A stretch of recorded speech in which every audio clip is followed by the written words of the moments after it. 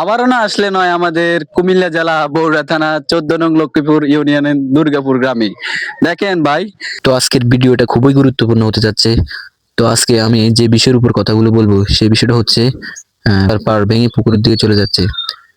তো আমাদের এই দুর্গাপুর গ্রামের বিগত 2 বছর আগে আমাদের মানে রাস্তা ভাঙ্গন এই এর জন্য আমরা 2 বছর আগে একটা দরখাস্ত করেছি সরকারের কাছে, চেয়ারম্যানের মাধ্যমে এবং এমপি মহোদয়ের কাছে।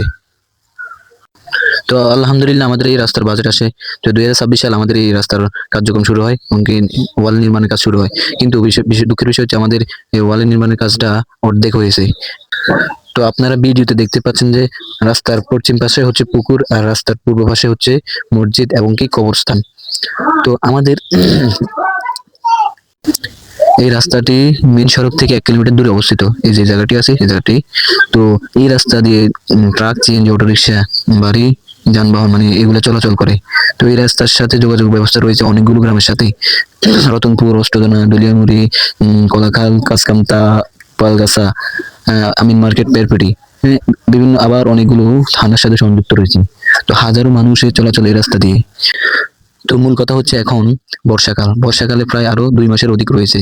তো এই বর্ষার সিজনে যদি মুষলধারে বৃষ্টি হতে থাকে তাহলে রাস্তার পার কোনোভাবে টিকানো সম্ভব হবে না। তো মুষলধারে বৃষ্টি হতে যদি রাস্তার পার পুকুরের দিকে ধসে পড়ে সম্পূর্ণ রাস্তা ভেঙে যায় তাহলে এই রাস্তার যোগাযোগ ব্যবস্থা বন্ধ হয়ে যাবে। তখন কোনো মুমূর্ষু রোগীকে আমরা ইমার্জেন্সি ভাবে হসপিটালে নিতে পারবো না। তো ভিডিওতে আপনারা দেখছিলেন যে রাস্তার পশ্চিম পাশে আছে আমাদের মসজিদ, কবরস্থান। এইভাবে অতিরিক্ত ভারী বর্ষণের ফলে রাস্তা ভেঙে ভেঙে মসজিদ, কবরস্থানের দিকে চলে যাচ্ছে। তো আমি আমাদের কুমিল্লা জেলার এমপি মহোদয়, মন্ত্রী মহোদয়ের উপর দৃষ্টি আকর্ষণ করে বলছি, তো আমাদের এই দুর্গাপুর গ্রামের ওয়াল নির্মাণের কাজ পুরোপুরিভাবে বাস্তবায়ন করা হয় ইমার্জেন্সি ভাবে। তো পরিশেষে একটা কথা বলবো যে যোগাযোগ ব্যবস্থা যদি ভালো থাকে তাহলে উন্নত হবে সমাজ, উন্নত হবে দেশ। তো আজকের এই ভিডিওটা এই পর্যন্ত। তো যেহেতু আমি এলাকার সংস্কার নিয়ে প্রথমে এই ভিডিওটা করেছি, তো আমার কথা আর যদি ভুল ত্রুটি থাকে তাহলে ক্ষমার দৃষ্টিতে দেখবেন। তো সবাই ভিডিওটা শেয়ার করে দিবেন। হ্যাঁ, আসসালামু আলাইকুম।